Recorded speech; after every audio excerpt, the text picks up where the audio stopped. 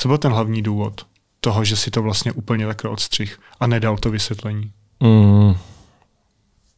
Ako som sa k tomu vyjadroval aj dneska už v krátkosti alebo v inom rozhovore, vtedy bol rast tých hráčných kanálov a ja som sa snažil tie koncepty niektoré, ktoré som robil, cinematicky spracovať lepšie alebo dať do toho nejakú myšlienku, ale nie vždycky to je tá cesta k úspechu. To som zistil tvrdou cestou, že content is king a to, aká je forma, nie je úplne podstatné na tom YouTube. Takže trošku som sa začal mysovať s tým, čo u mňa fungovalo číslami a práve hľadal to také uznanie, že dokážem robiť niečo iné. Preto som sa vrhol do tej režie, lebo som sa necítil v tom úplne komfortne vtedy.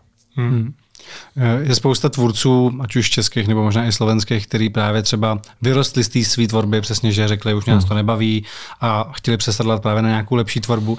Zjistili, že je to neuživí nebo ani to je pak nebavilo a úplně vlastně skončili, úplně se stáhli z veřejného života. Dokážeš si ty sám představit, že bys teď úplně vlastně nikdy už nevystupoval v žádném rozhovoru, byl by si aktivní na sociálních sítích a prostě by si, jak říkají naše rodiče, dělal normální práci, že bys byl vlastně úplně jako no name, jako každý druhý člověk na ulici?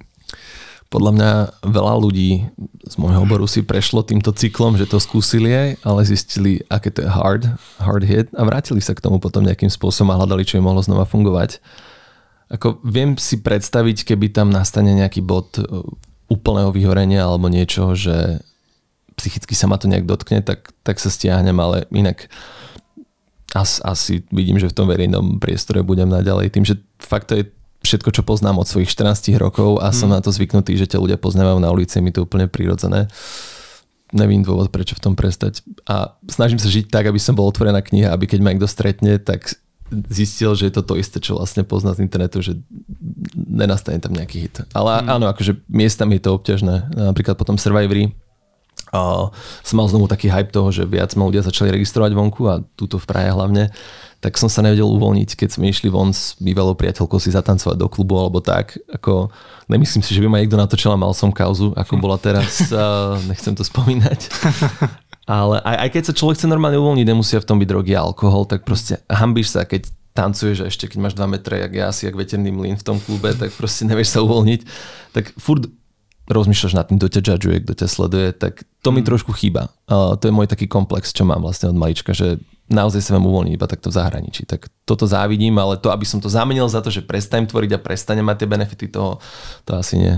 Stojí to za to. No a nechceš s tím přestat kvůli tomu, že je to v úvozovkách nějaká zlatá klec, vlastně ty sociální sítě, že to je jako silný zdroj příjmů, něco, co tě baví, anebo že by ti vyloženě chyběla ta popularita?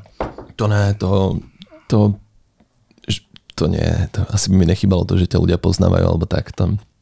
Ale je to všetko, čo poznám, je to všetko, na čo som naučený od útleho veku. Ale je možné, že to eventually príde, že sa budem venovať čisto tým produkciám a čisto statkom robiť tie sociálne projekty a takéto veci, keď sa budem cítiť, že to už bolo moc.